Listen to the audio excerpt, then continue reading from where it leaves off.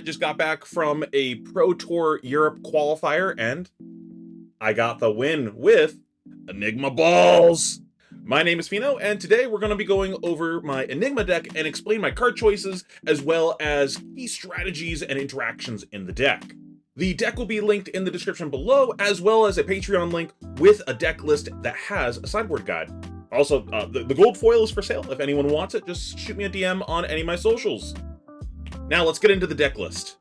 Of course, we have Enigma and our weapon, Cosmo. We are mono Cosmo in this deck list. For our equipment, we have Traverse the Universe, Calming Gesture, Phantasmal Footsteps, Findale Spring Tunic, and a Meridian Pathway. And this is all I'm doing for equipment here. You'll notice I only have AB1. I'm kind of sacking Wizard a little bit here. I just didn't think I was going to see very many wizards in my local meta. I know my area Illusionist is very popular traditionally, which does shove out a lot of the wizards and guardians, so I can metagame a little bit for that. And then of course we got our stack of spectral shields and the all-important Mr. Classic reminding me to D-Chi, because I am terrible at remembering to do that. I'm so bad that I literally didn't D-Chi my deck after Nationals, and when I went to start messing around with Enigma again when the new set came out, I never D-Chi'd, so that was like over a month of not D-Chiing. So to remind myself, I even put it on my deck box and then put it inside of the dice box too. So I have a million reminders to myself to D-Chi. And it worked. I did not forget a single time. And there was like 5 times that I did forget, but then I saw Mr. Classic and I remembered. Thank you, Mr. Classic. Next up, we have the ways that we're trying to win the game, which is our auras and our chi. We are playing 8 chi. I'm not playing Grain that tips the scale. That's come in and out of my deck list because chi are just so powerful in the deck. But I opted out of it. I just wanted one less non-block in the deck.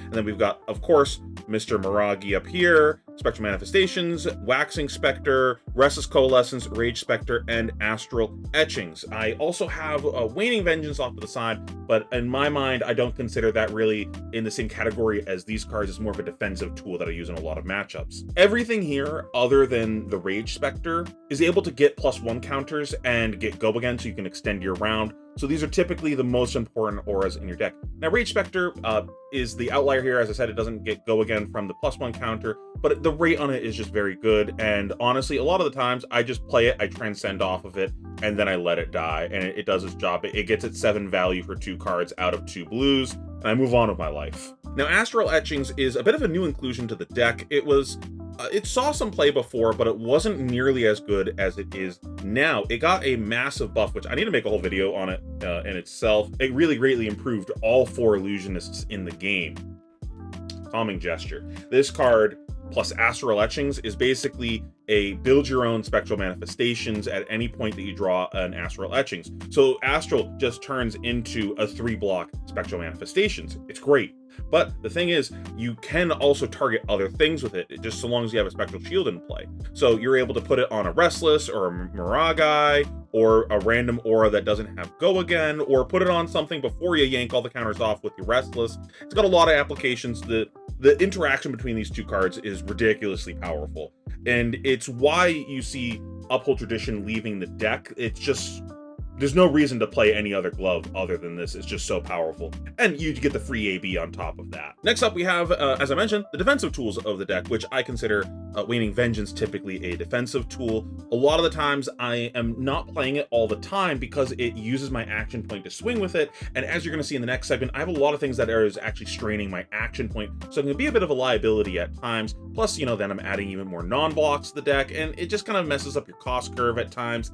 It's just a little difficult fitting in every single matchup. Essence of Ancestry Body is a new inclusion to the deck. This card is very good right now. With 3 premier aggro decks in the format of Viserai, Aurora, and Dash.io. It's got a lot of use in the format. A lot of the times, it's just going to be basically a 0 for 5 or a 0 for 6. You're going to play it, it's going to absorb some damage, and then it's going to blank their next attack. Against Viserai, what's really nice is you can use this to soak up a rune chant, and then the red that they have coming in that triggered the rune chant is going to get absorbed by this. Against Aurora, it's a Briar deck. It's just going 0 for 4, 0 for 4, 0 for 4. You're going to get value out of it. And then Dash.io can help you kind of mitigate the damage from all of their attacks that are coming in. It can stop their Boom Grenade, and I've even stopped Max V's before with it. And then we have our array of defense reactions, Fate Foreseen, Sink Below, and Hold the Line. Fate Foreseen, Sink Below mainstays in the deck, though Fate does sometimes come out if you're playing a lot of matchups where defense reactions that are just the 0 for 4 style aren't as good, but we're in a meta where there's a lot of 0 for 4s going around, so it's very good. And then Hold the Line is my choice blue defense reaction. You see a lot of Enigma decks playing some number of blue defensive cards like Hold the Line. Some people play Sink Below, some people play Moon Chakra. I opted to play Hold the Line because of, again, Dash.io. It's very good in that matchup because they do sometimes draw 2 cards in one turn, and honestly, their best turns involve them doing that because they're going to play a high octane while they have Cerebellums in play most of the time. So then when I do that, now I'm able to better block out that turn. Though I might end up going back to a different defensive card in the future. I'm not married to this card. It was just my metagame choice defensive card. And you can go above the count of 3. I opted with 3. And then a new card to the deck, Truce. And this one might seem odd. I know a lot of people saw this in Pablo's list and were questioning it and didn't think it was very good, but a lot of people didn't see the vision with this card. It is very good. The idea with Truce is it fulfills 2 roles. In your more defensive, blocky matchups,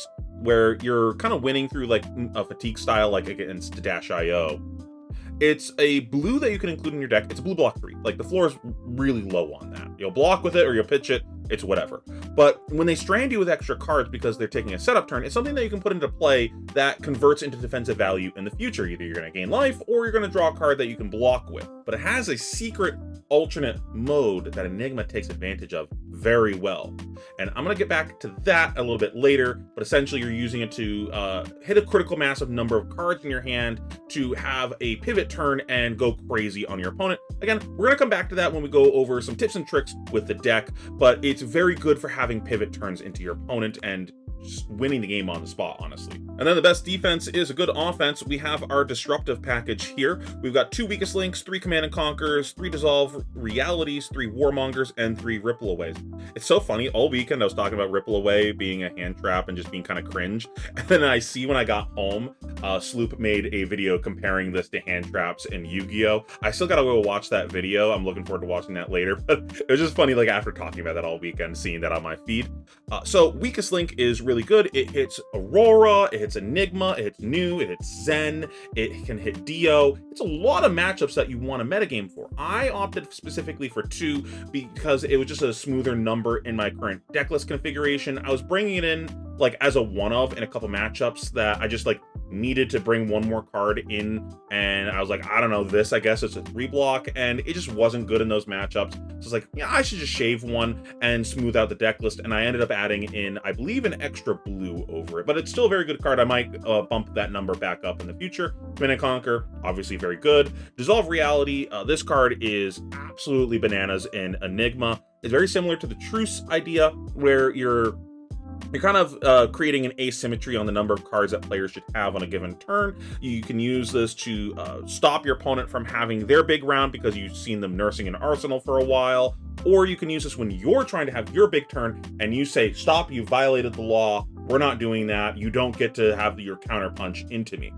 And then Warmongers, this is probably the best metagame Warmongers has ever seen. You've got Viserai, you've got Dash.io. That's enough said right there, honestly. It hit some other things incidentally, but Warmongers is really good against Dash.io. If you saw my video explaining different ways to beat Dash.io, I explain it there, but essentially it shuts off their items and specifically their processors, which is a big deal. If you line this up with them having multiple processors in play, which they're trying to do, they're trying to have multiple of them in play a lot of the time, and you line this up, that can win you the game instantly because you just bricked so much of their damage on a turn. And then also you don't have to play around them putting an item into play from the top of their deck. And it also might just brick their hand because they're just holding items and they're like, ah, shit, I need to take a setup turn with this. This hand doesn't play it a different way. And then Ripple Away, just as incidentally good in a number of matchups. It's really good against the Assassins and the Rangers, creating tokens. It's good against Viserai. In specific, you're trying to do this against Viserai when they have their Mordred Tide lining up with multiple of their incantations going off at the same time, so that way it can be worth quite a bit of value on that turn, or something like, you know, their dirges or their cussings and different things like that. Just they have some action cards that this can kind of shut down a little bit. It's not a full shutdown, they still get some of their tokens, but you're stemming the bleeding a bit. And you know what pairs good with offense? More offense! We've got some more attacks here. Got Phantasmaclasm, Miraging Metamorph, Spears of Surreality for our ones with Phantasm that are at red. And then we got Levels of Enlightenment, obvious mainstay in the Mystic Heroes, Spectral Prowler, and Spears of Surreality at blue. The blues are nice as just something that we can transcend off of. One of the issues that you run into with Enigma is a lot of your blues are pretty bad to transcend off of because they use your action point. You're going to play it, I guess transcend off of it, hero power, make a shield, past turn I don't have an action point anymore. So that's why a lot of people play the defensive blues, because they can still transcend off of that because it doesn't use their action point, and then go to their turn, use their hero power, and push. I opted for a bit more of a proactive approach with these, so that way I can have a small edge in the mirror where I can try to punch my opponent when they set up a board. They can be a liability, of course, because they do have Phantasm, but sometimes it's fine just asking for a card from your opponent. And honestly, if they're going to pop something that's coming in for 2 or 3 damage, it's not like I lost damage on that exchange. It's still a card in front of a card. I just had to activate my footsteps in that scenario. And then for the big red ones, it's just to help us punch through. Again, similar idea, just let us clear their board. But also in a lot of other matchups, it's really important to have these ways to convert our hand into damage. Against some of the aggro decks that really block poorly, like Aurora, it's nice having these kind of cards where you play these small hands and you push their life down, because they really don't want to block. So you just throw a 2-card 9 at them and punch them in the mouth, and then they go, ah, crap, I really don't want to block that. And you also get a little bit of disruption with the hand disruption aspect of it. And then the Metamorphs, you get to go Tunic 0 for 7 functionally. That's really good value. And then the Spears, it pairs nicely with some of the other things that we're doing. The 1-cost cards are really nice with the Spectral Manifestations, because we're going to play the Spectral Manifestation. It's going to cost 2. We're going to make the shield. We're going to swing. It's free because of our weapon, so we still have $1 left over, and then we can use them on either of these to actually get rate. Because when you play a Spectral Manifestations by itself, the rate is actually pretty shit. You spend 2 cards. Let's assume we do nothing else with $1. Let's just we're playing a spec. Play this, spend 2 cards, make a shield, we swing for 4. If the shield dies immediately, we get 1 value on defense. So we spend 2 cards for 5 at red. That's not good. You do have a threat on the table. You know, there's added value there of like, hey, if this wheels and my opponent didn't clear it, I can get a 0 for 4 next round. So now I got an extra 4 value out of this. But that math can get kind of weird. Let's just look at this individual turn that we're playing this. So if you're able to use that extra $1 to get some more value, like playing a Metamorph or playing an Astral Etchings at the back, it really helps you recuperate that rate that you're missing on doing something like this. So it's, you know, you're playing a reasonable hand now. And the Spears are also really nice when paired with our 2-cost disruptive threats like Command and Conquer. You throw the Spears. If they pop it, whatever, you just wanted them to block anyways, you don't really care. And then you throw the Command and Conquer afterwards and you force the issue saying, no. You have to block now.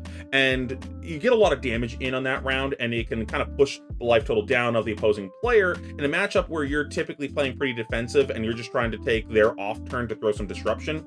And you can get them to the point where maybe they have to start blocking because they took too much damage taking setup turns. And then any damage you throw becomes disruption. I also forgot to mention this earlier in the video when I was covering the equipment, but the other boots that I'm playing, the Meridian Pathways, these are coming in for a couple specific matchups where we want the ward on specific turns. Like we're trying to have these big pivot turns and we just want to make sure that our opponent can't break our board. So we're going to, you know, play a Miragai, maybe throw a Command and Conquer afterwards. And then next round, we're going to block Hat, maybe use the Chi to play a Spectral Shield, activate our boots, block with all of our cards, Tunic swing again, and the game ends off of that. Or we need it for its defensive value to be able to stop our opponent from doing some weird interaction with us. For example, against KO, you want to be activating your boots when you play the Miragai, so that way they can't reckless swing, kill your Miragai. But that's the deck list. Now let's jump into some tips and tricks of what matters in the deck and how you're trying to play it. Number 1, you're playing Enigma. So your goal, if you are allowed to, is try to snowball the game and snowball the board.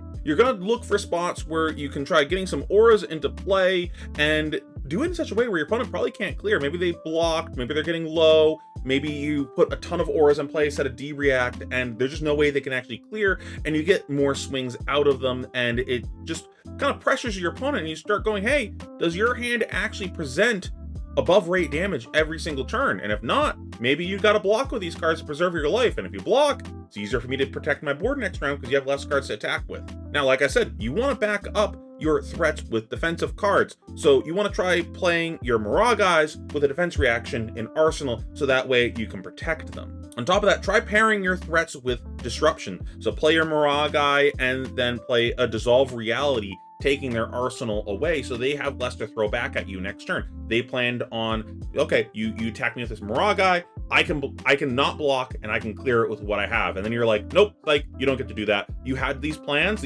are gone now. Break the symmetry of how many cards players should have on a given turn. You can do this with your hat, you can do it with Truce and Dissolve Reality. Normally on a given turn, players should have the specific number of cards they should have. You're supposed to have 4 or 5 cards, they're supposed to have 4 or 5 cards. By using your hat and Truce, it lets you go above that normal curve. If you pair them both together even, that's even crazier. You end up with 7 cards at the end of it, and you can create ridiculous board states off of that, letting you snowball the game. And then Dissolve, as I already mentioned, makes it so they have less cards than they're supposed to have. You don't care that they got a Ponder. They needed the card this turn, not next turn. Make your power cards really count. Don't just run them out there willy-nilly and expect to actually protect them without any proper backup and fight over it and then lose the fight. When you play a Miragai, this is the best card in your deck. You want to do this and make it as impactful as possible. A good way of doing that is pairing your threats with other threats. Some great examples of that is going to be putting a Restless with an Astral Etchings, or a Restless with a Miragai, or a Miragai with an Astral, or all the above. If you can do all of these in the same turn, holy crap, you probably just won the game.